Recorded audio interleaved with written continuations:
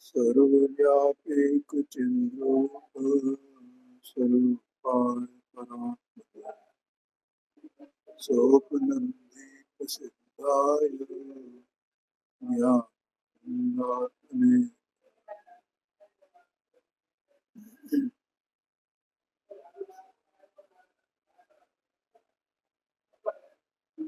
प्रवचन इसमें ये तत्व प्रज्ञापन महाअधिकार की 95 नंबर की गाथा स्वाध्याय में शामिल। इसमें इस गाथा में द्रव्य की पहचान कराई गई। देखो, ये तत्व प्रज्ञापन महाअधिकार हमें ज्ञेय का क्या स्वरूप और ज्ञेय क्या है, ऐसा प्रश्न आता है। तो ज्ञेय के बारे में आचार्य ने पहले 93 नंबर में क्या था, अथो खलु तत्वम,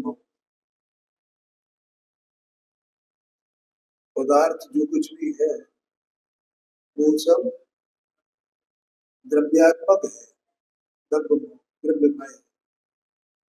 और द्रव्य क्या है? द्रव्य गुणात्मक है। द्रव्य गुणात्मक है, इन दोनों का वर्णन होता है, दोनों की पर्याय ऐसा मान पदार्थ जो ऐसा लिखा था ना आचार्य, इस विश्व में जो कुछ जाना जाए, जो कुछ भी जाना जाता है वो तो पदार्थ है। जो कुछ भी जाना जाता है मतलब जो कुछ भी ज्ञेय है, जाना जाता है मतलब ज्ञेय है, ज्ञेय जाना जाता है, ज्ञान जानता है और ज्ञेय जाना जाता है। अब ज्ञेय क्या है? पदार्थ है।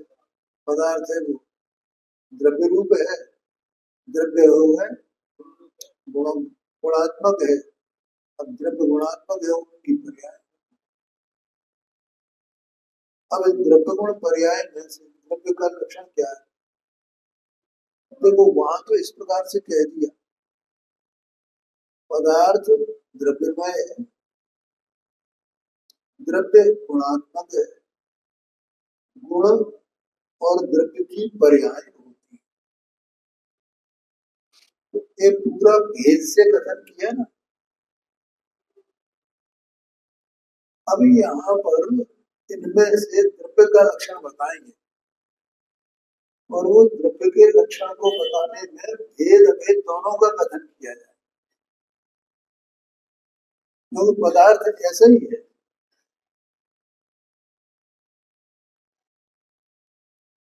भेद और अभेद दोनों का, भेद का कथन करेंगे फिर अभेद का ही बताएंगे।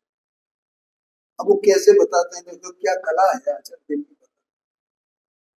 वास्तव में तो त्रिकोण पर्याय को बहुत जैने भी मतलब जो स्वाध्याय भी है ना उनसे पूछो, भैया भेद नहीं बता पाएंगे, इतनी गहराई इसमें है। तो यहाँ पर अपन ने कल ये स्वरूप अस्तित्व और सादृश्य अस्तित्व और उत्पाद क्या है, व्यय क्या है, द्रव्य क्या है, ये जान लिया था। ठीक है, अस्तित्व क्या है, उत्पाद क्या है, व्यय क्या है, द्रव्य क्या है, इतना अपन ने जान लिया। उत्पाद माने प्रादुर्भाव, उत्पन्न होना। अब ये सब भेद से कथन है ना पानी। और कल वो उसका पानी का उदाहरण दिया था, बुलबुले उठते हैं पानी। व्यय क्या है? नष्ट हो जाना। द्रव्य क्या है? अवस्थित रहना, कायम रहना। अवस्थिति माने कायमी, कायम रहना, कायम रहना, कायम। उत्पन्न होना, नष्ट होना, कायम रहना, उत्पन्न होना, नष्ट होना, कायम रहना। ये उत्पाद व द्रव्य है। बोलो समझ में आया? अब गुण क्या है? गुण और पर्याय दो और बात बताई थी ना। देखो 6 बातें बताई थी। स्वभाव, द्रव्य, उत्पाद, व्यय, गुण, पर्याय। तो ये क्या क्या है उसको बता रहे हैं। तो अस्तित्व को बता दिए पहले, सत्य को बता दिए। ये सब दो प्रकार, उत्पाद को बता दिया, व्यय को बता दिया, द्रव्य को बता दिया। अब गुण को बताते हैं, फिर पर्याय को बताते हैं। बोलो समझ में आया? ठीक है। अब इनको अलग अलग करके बताया जा रहा है पहले, क्योंकि वे है ना, तो उनको परिभाषित किया जाए कि नहीं किया जाए। तो उनको परिभाषित कर रहे हैं। बोलो कोई प्रश्न पाने जी? हाँ जी, 2 प्रकार का वो कल बता दिया था, है? सादृश्य अस्तित्व और स्वरूप अस्तित्व, ऐसा 2 प्रकार का बताया ना। सादृश्य माने सब जो कुछ है, सब उत्पाद व्यय द्रव्य स्वरूप ही है, इसके अलावा और कुछ है ही नहीं। सब गुण पर्यायात्मक है, इसके अलावा कुछ है ही नहीं। ये तो सादृश्य मान पूरा एक एक अभिन्न सामान परिपूर्ण। फिर उसमें भेद किए अलग अलग, क्योंकि लक्षण से सबके अलग अलग भेद है। द्रव्य तो सब है, तो द्रव्य पने सामान्य पने वो, और उनमें से फिर उनके द्रव्य का अलग अलग स्वभाव है ना। कोई द्रव्य किसी प्रकार का, कोई किसी प्रकार का, कोई किसी प्रकार का, कोई मूर्तिक, कोई अमूर्तिक, कोई चेतन, कोई जड़, कोई सक्रिय, कोई निष्क्रिय, इस तरह के द्रव्य है। तो इसलिए उनको अलग अलग बताया। वो अलग अलग क्या हुआ, उनका वो स्वरूप अस्तित्व हो गया, अपना अपना स्वरूप है। इसलिए सत्य को 2 प्रकार है जी। हाँ जी, हाँ, हाँ स्वरूप अलग अलग है ना। हाँ जी, इसलिए तो 6 द्रव्यों का स्वरूप अलग अलग है ना। हाँ वो सामान्य बने, और स्वरूप अस्तित्व को गौण करो तो सामान्य सदृश क्या है, क्या मान लेना? ये मैं हूँ, ये तू है, ये फलाना है, ये कुछ नहीं है भैया। सब क्या है, सबका में शामिल है। तो सादृश्य अस्तित्व में सब शामिल है। सब उत्पाद है, द्रव्यात्मक है मात्र, सब गुण पर्यायात्मक है। इधर उधर कुछ मत देखो, एक सामान्य बने को देखो, ये सामान्य अस्तित्व है जी। हाँ हाँ जी,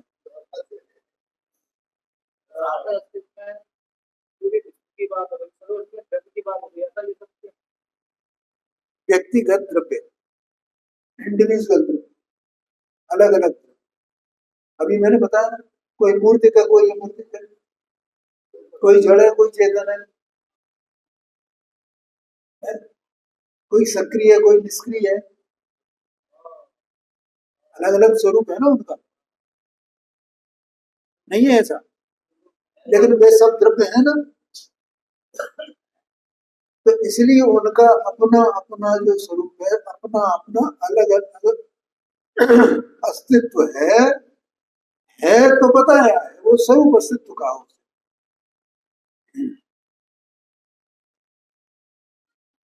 एकांत नहीं है, अनेकांत है। स्वरूप अस्तित्व और सादृश्य अस्तित्व, ये सत्य के अनेकांत स्वरूप को बताता है।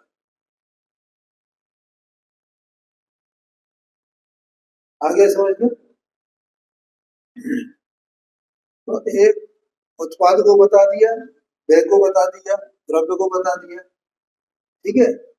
और अब गुण को बताते हैं, गुण क्या है और पर्याय क्या है। देखो तीसरी लाइन है 179 पेज। गुण वह विस्तार विशेष है। गुण को पहले आया था विस्तार सामान्य, आयत सामान्य, ऐसा ख्याल में है। विस्तार सामान्य वो आयत सामान्य, ऐसे दो शब्द थे ना। तो विस्तार विशेष क्या है कि जो गुण है वे विस्तार विशेष है, क्योंकि पूरे द्रव्य में है ना।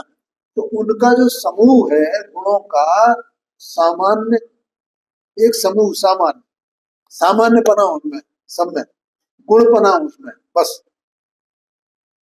गुणों का गुणपना, और वे गुण उस द्रव्य से अभेद हैं, उसका नाम विस्तार सामान्य।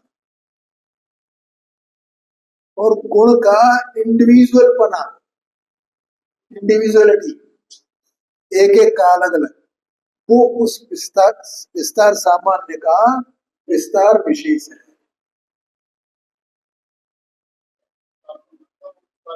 हाँ जी, विस्तार विशेष कौन, एक एक गुण, और विस्तार सामान्य माने उन गुणों का समूह जो एक रूप, बस एक रूप, एक रूप, एक रूप, एक रूप का। ये भी अनेकांत हो गया। जैसे सादृश्य अस्तित्व, स्वरूप अस्तित्व, ऐसे ही विस्तार सामान्य और विस्तार विशेष। विस्तार सामान्य में क्या है कि वहां कोई विकल्प नहीं है कि ये ज्ञान है, कि ये दर्शन है, सुख है, कि वीर है, क्या अस्तित्व है, वस्तुत्व।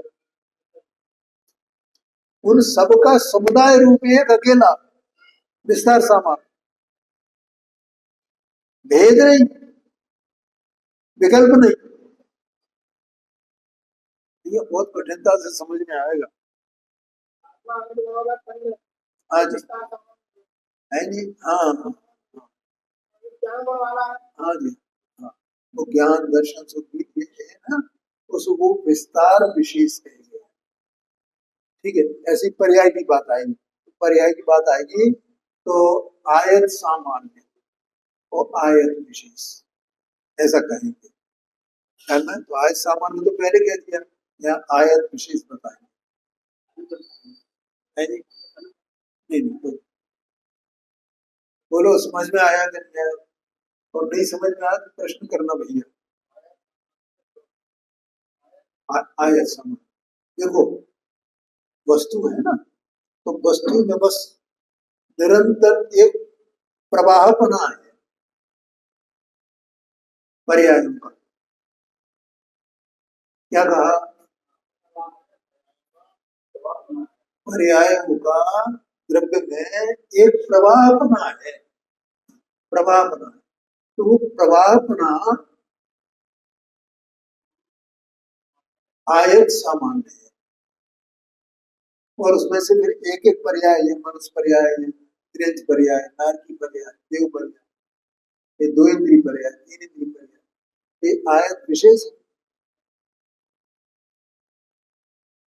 जैसे वो प्रवाहीपना है ना, उसमें निरंतर वो चल रहा है, चल रहा है, चल रहा है, चल रहा है, चल रहा है, ऐसा अंश है।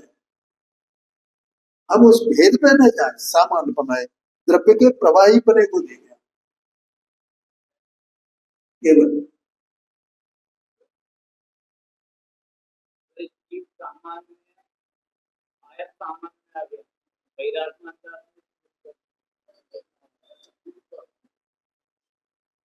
अभी अभी वो नहीं है, देखो जो मैं बता रहा हूँ उसमें प्रवाहीपना सामान्य है। देखो आप, वर्णमन है क्या नहीं है, ये जो देहादि का प्राप्त करना है ना, एक पर्याय से दूसरी पर्याय, दूसरी पर्याय से तीसरी पर्याय, अनंत काल से चल रहा है ना ये। तो ये भी प्रवाहीपना है ना पर्यायों का, नहीं है। ये अपन अपने द्रव्य को पकड़ते थे, देखें ये प्रवाहीपना चढ़ा रहा है अपने द्रव्य पे। ये प्रवाही बना, ये चलता रहेगा, चलता रहेगा, चलता रहेगा। ये द्रव्य पे दृष्टि लाने की बात है। द्रव्य को जाने बिना, द्रव्य को देखे बिना उसका प्रवाहीपना भी समझ में नहीं आएगा। प्रवाहीपना है जो मतलब पर्याय बदल रही है। हाँ जी, हाँ जी, हाँ जी, हाँ जी, तो है, उनकी तो पर्याय अभी तो तो भी क्या हुआ, प्रवाहीपना, पर्याय का प्रवाहीपना है कि नहीं? परिणमन चल रहा है कि नहीं चल रहा है? परिणमन चल रहा है। ये तो चार गतियों की अपेक्षा से अपन कह रहे हैं, लेकिन वो उसमें प्रवाहीपना है क्या नहीं है? है क्या नहीं है? तो प्रवाहीपना उसमें भी है, वहां भी है। आया कि नहीं? हाँ जी, पर्याय का है भैया, है? सामान्य प्रवाहीपना, वो आय सामान्य और एक एक पर्याय को आय विशेष, ऐसा समझना। द्रव्य है, द्रव्य में ऐसा प्रवाहीपना है, तो द्रव्य सर्वथा कूटस्थ नहीं है, ये बताता है। तो प्रवाहीपना क्या बताता है? द्रव्य सर्वथा कूटस्थ नहीं है, उसमें प्रवाहीपना है, ये बात है, सूक्ष्म बात है। ठीक है, तो गुण की बात करते हैं, आयत विशेष, विस्तार विशेष। वे वे माने वे गुण सामान्य विशेषात्मक होने से दो प्रकार के हैं। ठीक है, थोड़ी मेहनत करनी पड़ेगी भैया। हाँ, लेकिन एक बार मेहनत कर ली ना, जम गया ना, तो समझ लेना कल्याण हो गया। ये एक द्रव्यगुण पर्याय का स्वरूप समझे बिना समय सार वेद पढ़ लेना और उसमें वो भेद पड़े रहना, कोई भेद भेद की बातें पड़ी रहना, आप में शुद्धात्मा में ये और ये क्रिया कर लो, फलाना कर लो, ऐसा कर लो, तो कुछ पकड़ में नहीं आएगा। द्रव्य का द्रव्यपना, गुणपना, पर्यायपना पकड़ में नहीं आया तो द्रव्य कहाँ पकड़ में आए?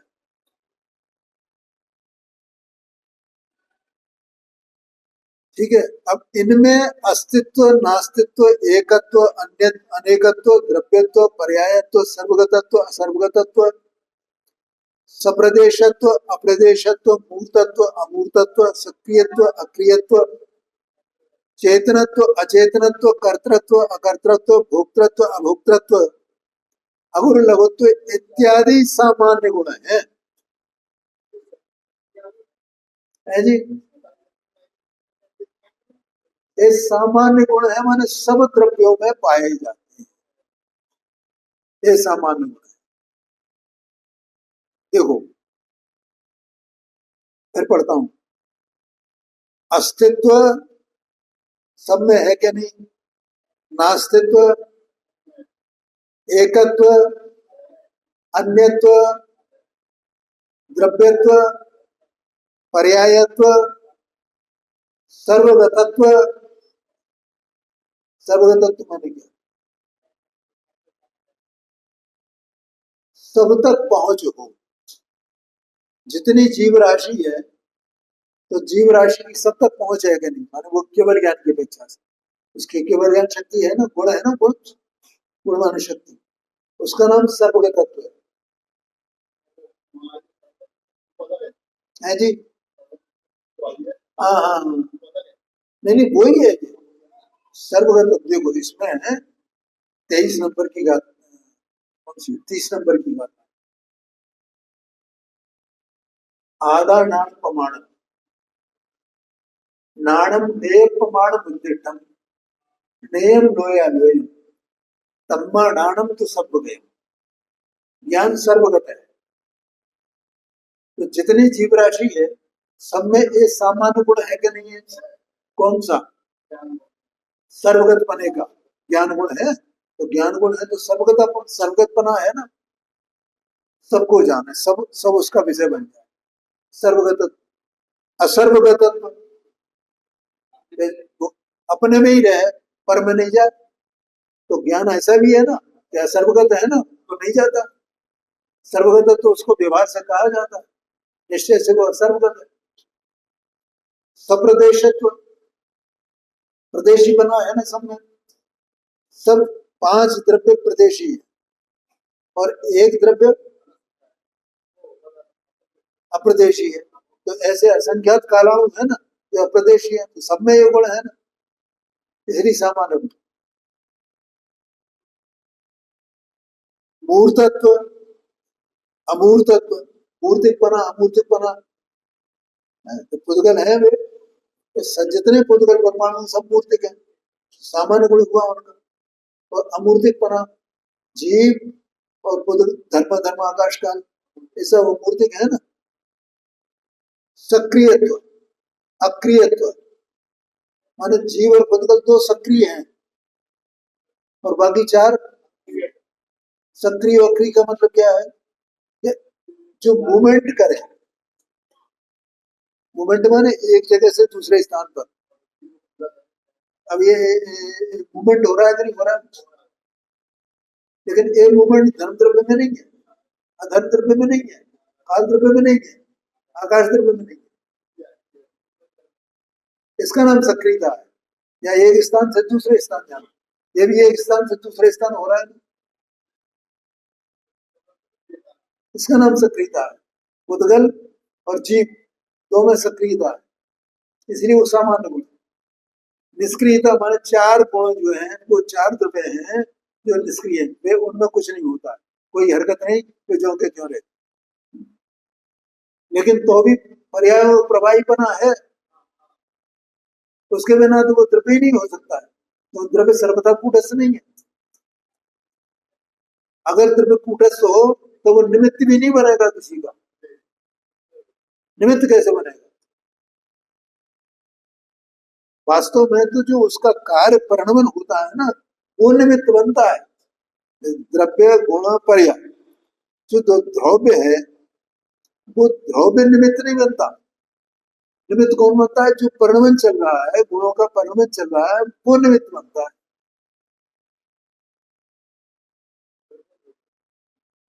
एक विशेष बात है, वो तो आरोपित कथन है कि ये द्रव्य इसके कार्य में निमित्त है। समझ में आया ना? द्रव्य पर आरोप आता है, कार्य तो पर्याय में होता है निमित्त बने का, लेकिन द्रव्य पर आरोप आता है कि द्रव्य निमित्त है। तो पर्याय तो उसी द्रव्य की है ना, अन्य की नहीं है ना, ऐसा है। हाँ जी। अक्रियत्व, चेतनत्व, अचेतनत्व, अब समझ में आ गया ना। कर्तृत्व, अकर्तृत्व, भोक्तृत्व, अभोक्तृत्व, अगुरु लघुत्व इत्यादि सामान्य गुण हैं। देखो अपन ने एक शक्ति पढ़ी थी, उसमें 47 शक्तियों पांडे जी, उसमें साधारण गुण, असाधारण गुण, साधारण असाधारण, ऐसा था ना। तो यहाँ उन्हीं को भेद किया गया है। ठीक है, कुछ गुण साधारण है जो अनेक द्रव्य में पाए जाते हैं, कुछ गुण विशेष हैं जो उसी उसी द्रव्य में पाए जाते हैं। अब देखो है? हाँ,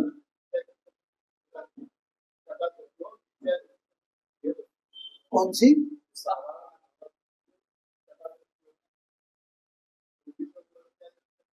16 नंबर की, शायद 16 नंबर की नहीं, कोई बात नहीं। देखो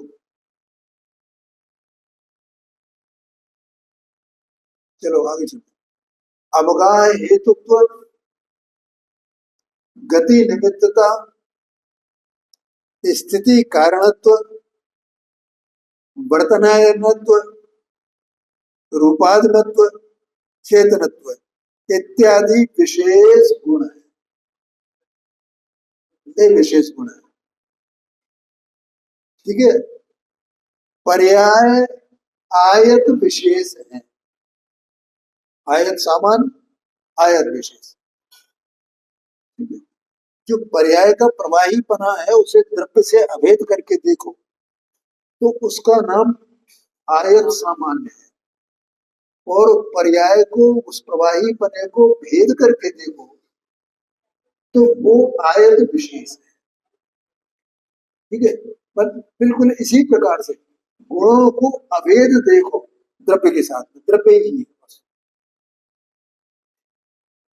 तो वो विस्तार सामान्य है, और उसको भेद करके देखो तो उसका वो विस्तार विशेष है,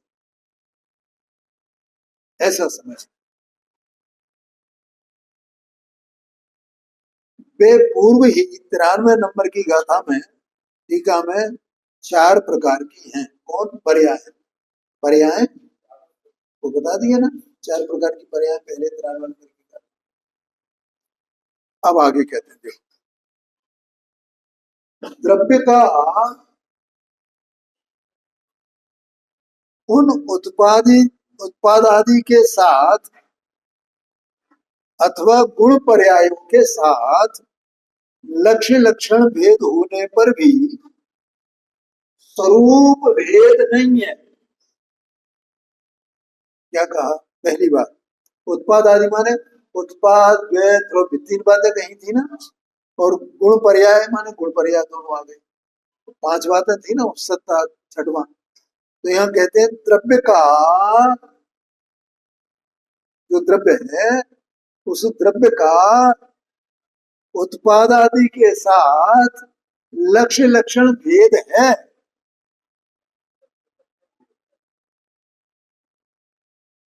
समझ में आया भैया? शांति से सुनो, इधर उधर मत देखो इतना। इसमें 93 नंबर की गाथा में पढ़ ले, प्रवचन साथी है, अगर नहीं हो तो यहाँ आकर के दोपहर में पढ़ लेना 93 नंबर। वैसे में मतलब, हाँ हाँ जी, तो द्रव्य पर्याय और गुण पर्याय, फिर गुण पर्याय 2 प्रकार की और द्रव्य पर्याय भी 2 प्रकार, ऐसे 4 प्रकार की पढ़ लेना उसमें। हाँ जी, तो ये उत्पाद आदि है, मानो उत्पाद, व्यय, द्रव्य, ये है ना तीनों। तो ये लक्षण, एक तो लक्ष्य, लक्ष्य कौन है? लक्ष्य माने द्रव्य, द्रव्य तो लक्ष्य है, और ये उनके लक्षण है। उत्पाद, व्यय, द्रव्य या गुण पर्याय, ये द्रव्य के लक्षण है। द्रव्य इनसे पहचाना जाता है। द्रव्य किसे कहेंगे भाई? उत्पाद, व्यय, द्रव्य, ठीक है। तो वो लक्षण है और द्रव्य लक्ष्य है, तो ये लक्ष्य लक्षण से भेद है इनका, स्वरूप भेद नहीं है। स्वरूप भेद नहीं है माने कि उत्पाद कहीं अलग हो, द्रव्य अलग हो, व्यय अलग हो, तो उसमें अलग अलग नहीं है।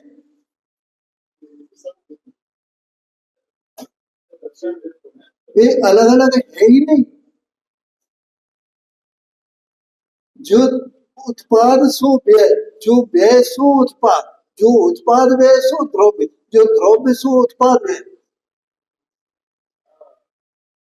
जो उत्पाद व्यय द्रव्य सो द्रव्य, जो द्रव्य सो उत्पाद व्यय द्रव्य। स्वरूप भेद नहीं है। द्रव्य का स्वरूप तो एक ही होगा ना, ये तो उसके लक्षण है, जिसमें ये पाए जाए वो द्रव्य है। द्रव्य को परिभाषित किया ना, द्रव्य क्या है? द्रव्य क्या है? और सब द्रव्य है ना।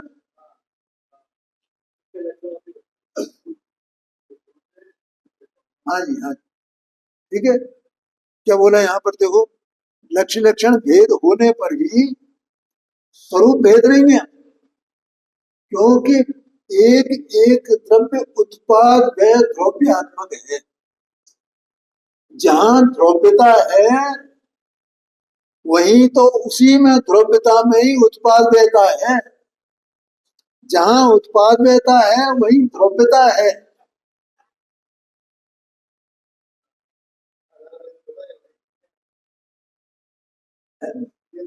जहां गुण है वही गुणों में ही उत्पाद को परिणमन है, जहां परिणमन है उसमें गुण समाये हुए हैं। क्या कहा? नहीं आया समझ भैया? बोलो। जहां परिणमन चल रहा है उस परिणमन में ही गुण है। जहां गुण है उन गुणों में ही परिणमन है। जहाँ द्रव्य है वहां द्रव्य में ही उत्पाद्य है। जहाँ उत्पाद्य है वहां उसमें द्रव्य समाया हुआ है। अच्छा दृष्टांत द्वंद्व। अच्छा दृष्टांत बोलो। कोई प्रश्न तो पूछ रहे नहीं। हाँ जी हाँ जी। स्वरूप भेद नहीं है। द्रव्य लक्षण लक्ष्य है ना। द्रव्य में उत्पाद में द्रव्य में कोई अंतर नहीं, कोई भेद नहीं। जैसे जीव है, चेतन द्रव्य है, तो चेतन द्रव्य है तो चेतनता उसकी ध्रुव है कि नहीं? चेतनता उसका परिणमन है कि नहीं? चेतनता उसका द्रव्यपना है कि नहीं? चेतनता में उत्पाद भी है कि नहीं? चेतनता द्रव्य है कि नहीं?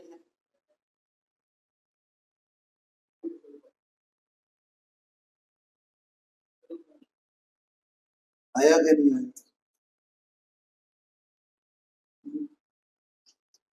ऐसा है वो एकदम उसमें से कहीं कुछ हो ही नहीं सकता है इधर उधर। कोई पर्याय इधर उधर चली जाए। एक कई बार अपन चर्चा करते हैं ना, ये देखो जहाँ ये असंख्यात विदेशी प्रदेश का अस्तित्व है ना, तो मैं फिर प्रश्न द्रव्यपना कहाँ है? वो असंख्यात प्रदेश में। पंचाध्यायी में तो पंचाध्यायी में ऐसा लिखा है कि वो ऐसा नहीं है इसके गुण अलग हो द्रव्य अलग, वो वस्तु ही ऐसी है, उसी प्रकार की रचना है। वो रचना को बताया जा रहा है बस कि इसमें क्या क्या है।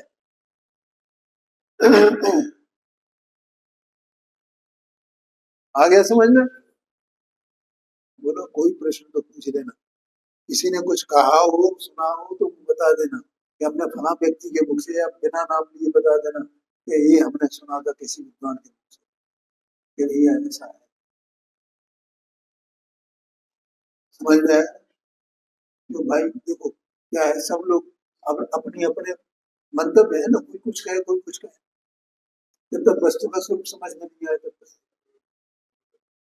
तो अंदर में द्रव्य है ना असंख्यात प्रदेशी, तो असंख्यात प्रदेशी द्रव्य में उसका द्रव्य का द्रव्यपना कहाँ रहता है?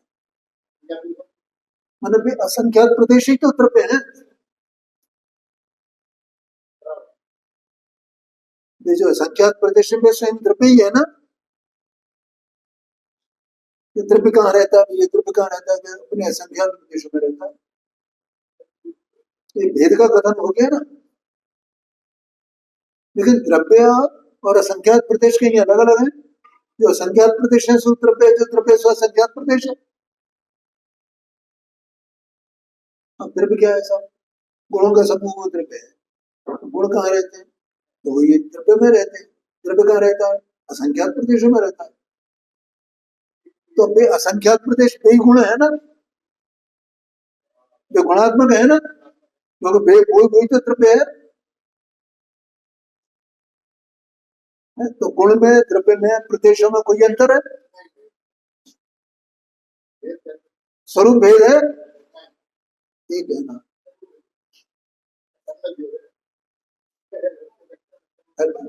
अब मैंने फिर पूछा पर्याय कहाँ रहती है?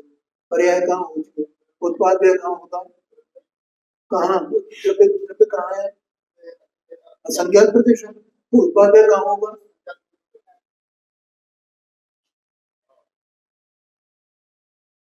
पर्याय कहाँ होगी? तो स्वरूप भेद है नहीं है। ये है वस्तु का स्वरूप। ऐसा अंदर में एक बार देखे ना तो क्या होगा?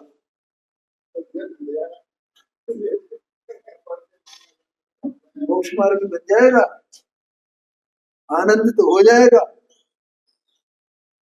सिद्ध भगवान आनंद को कैसे प्राप्त करते हैं? क्यों आनंद में क्यों है?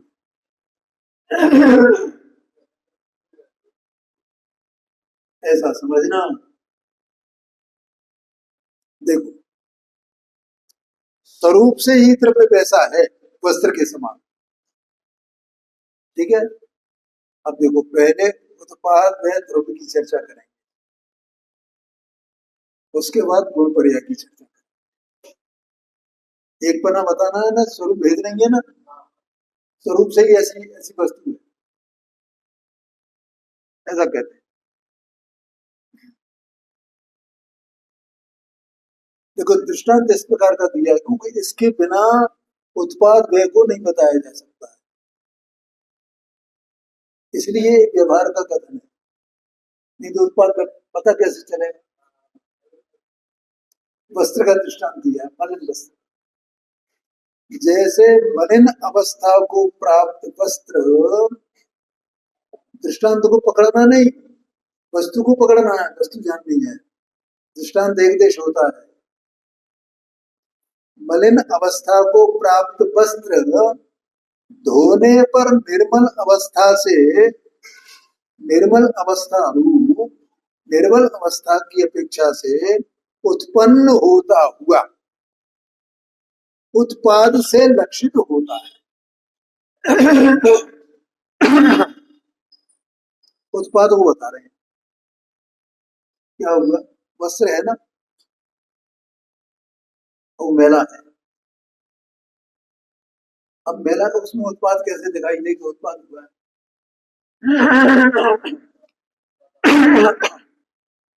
और उत्पाद वे पर्यायों का होता है, तो उत्पाद हुआ ये कैसे पता चले। तो उन्होंने कल्पना की आचार्य ने कि वस्त्र मेला है, ठीक है, तो धोया उसे, धोया तो क्या हुआ, वो ज्वलता है ना, मेल निकल गया ना, तो वो क्या हुआ भैया, नई अवस्था का उत्पाद हुआ ना, अवस्था का उत्पाद हुआ ना, और पुरानी अवस्था का व्यय हुआ ना। तो अभी व्यय को नहीं बताया, उत्पाद को बताना है कि उत्पाद क्या है। उदाहरण यही चलेगा,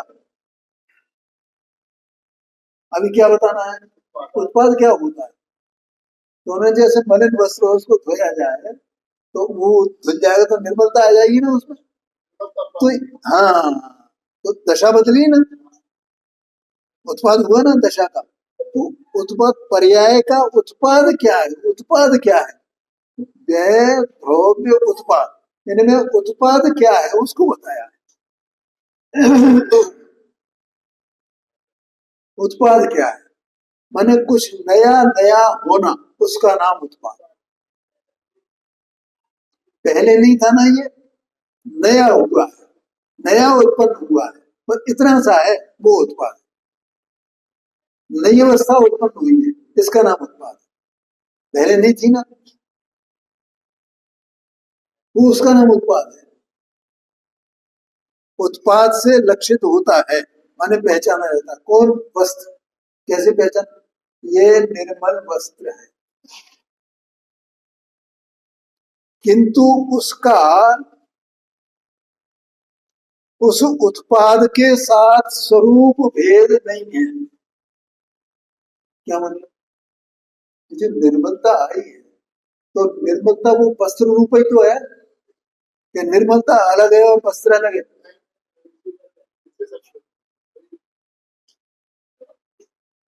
उत्पाद जो है स्वरूप भेद नहीं है ना, ये बता रहे हैं ना। तो जो उत्पाद हुई नई अवस्था का उत्पाद हुआ है, तो वो उत्पाद को वस्त्र ही है कि कुछ और हो गया है, वस्त्र ही है, वस्त्र ही है।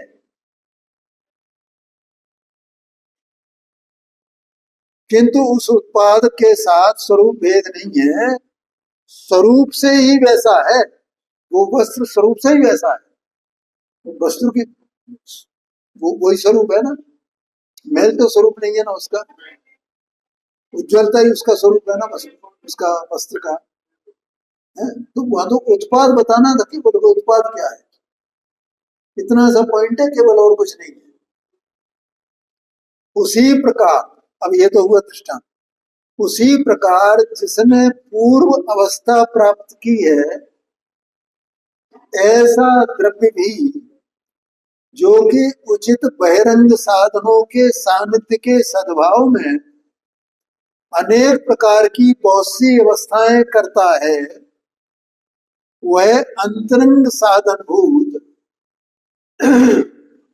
स्वरूप करता और स्वरूपकरण के सामर्थ्य रूप स्वभाव से अनुग्रहित होने पर उत्तर अवस्था से उत्पन्न होता हुआ वह उत्पाद से लक्षित होता है। देखो हाँ जी, अब इसको बताते हैं। जैसे द्रव्य है कोई, तो द्रव्य है मानो चेतन द्रव्य है, आत्मा है, ठीक है। अब आत्मा की पूर्व अवस्था मलिनी है, मान मिथ्या दृष्टि है, वो ही आत्मा। तो उसके उत्पाद को कैसे बताया जाए, उत्पाद बताना है। तो यहाँ दो बातें आई, देखो, उचित बहिरंग साधन और अंतरंग साधन। बहिरंग साधन माने निमित्त, अंतरंग साधन माने उसका उपादान, उसका पुरुषार्थ, चेतन का स्वरूप का अवलंबन। स्वरूप के अवलंबन रूप कार्य है ना, तो स्वरूप का अवलंबन करे तब दर्शन मोहनी जो कर्म है उसके क्षय क्षोभ मोक्ष जो कुछ भी हो, तो उनका होना वो बहिरंग निमित्त, बहिरंग साधन। क्या कहा, चुप हो गए। बहिरंग साधन यह लिखा है कि नहीं लिखा है, देखो जरा। बहिरंग साधनों के सानिध्य में और अंतरंग साधनभूत दो बातें आई ना। अंतरंग साधनभूत तो माने आप करता स्वयं, अपना स्वयं साधन, आप स्वयं करण, ऐसा आप ही कारण आप ही करता, अपने कार्य को करे, तो ये अंतरंग साधन माने उसका परिणमन है ना वैसा। क्योंकि अगर उसके परिणमन की वैसी योग्यता नहीं हो तो कार्य कैसे हो। यहाँ बताना उत्पाद वो है, तो वो चेतन द्रव्य है। तो चेतन द्रव्य का वो बहिरंग साधन भूत क्या है, जैसे देवगुरु शास्त्र का मिलना ये बहिरंग साधन है नहीं है, और दर्शन मोह का उपसमाधि होना ये भी बहिरंग साधन है उनके निमित्त में। और ये जीव, ये चेतन वस्तु अपनी मलिनता को दूर करता है, ठीक है। नई पर्याय, उज्जवल पर्याय रूप उत्पन्न होता है, ठीक है। तो वो उसका उत्पन्न होना, वो उसका उत्पाद कहा जाएगा ना, ये बताना है। ये उत्पाद हुआ क्या नहीं हुआ, हुआ, ये उत्पाद हुआ, ठीक है। तो वो जो नई अवस्था के साथ में द्रव्य है, तो वो द्रव्य से उसका स्वरूप भेद है क्या। देखो मैं ये कई बार कहता हूँ और एक दिन प्रश्न भी आया था ऐसा कि सम्यक दर्शन आत्मा का स्वभाव, सम्यक दर्शन कहाँ से आएगा, तो वो द्रव्य स्वरूप से भेद है क्या।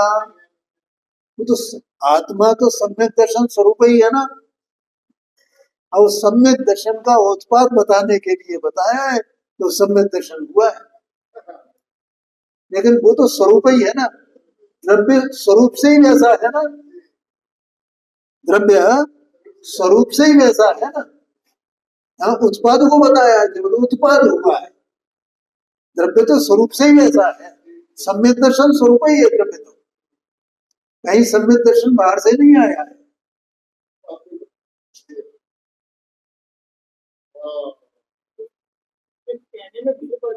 हाँ जी,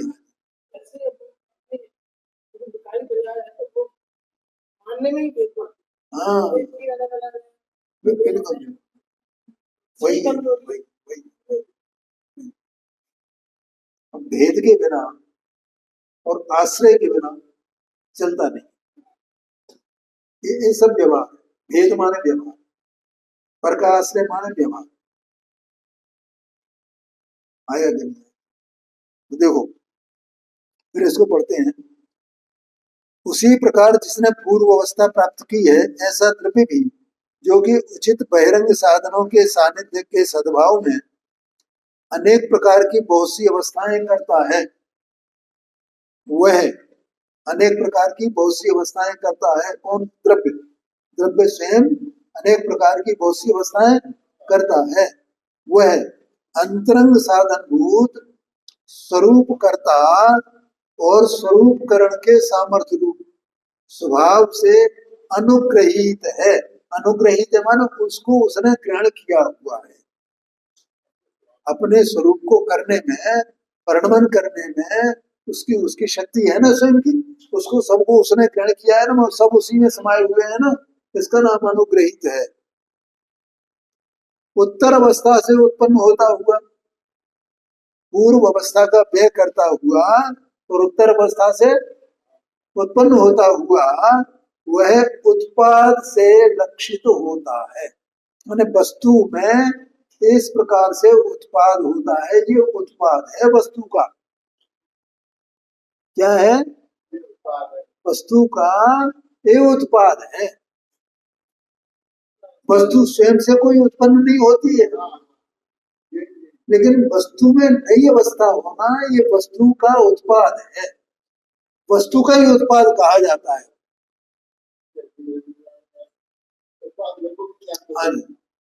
उत्पाद का भी उत्पाद नहीं है, व्यय का भी व्यय नहीं है, द्रव्य का भी द्रव्य नहीं है। वस्तु का उत्पाद है, वस्तु का व्यय है, वस्तु का द्रव्य है।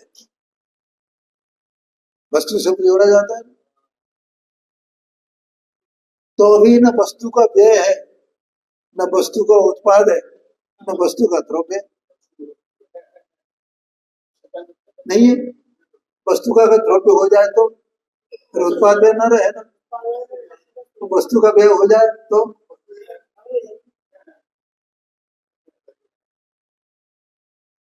यह अनेकांत है। इतनी जोरदार बात है।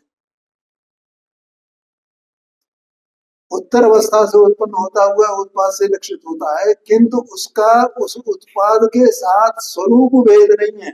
स्वरूप से ही ऐसा है, भेद नहीं है, स्वरूप भेद नहीं। ख्याल में ये उत्पाद की बात चली, अब व्यय की बात चलेगी, वो कल चलेगी।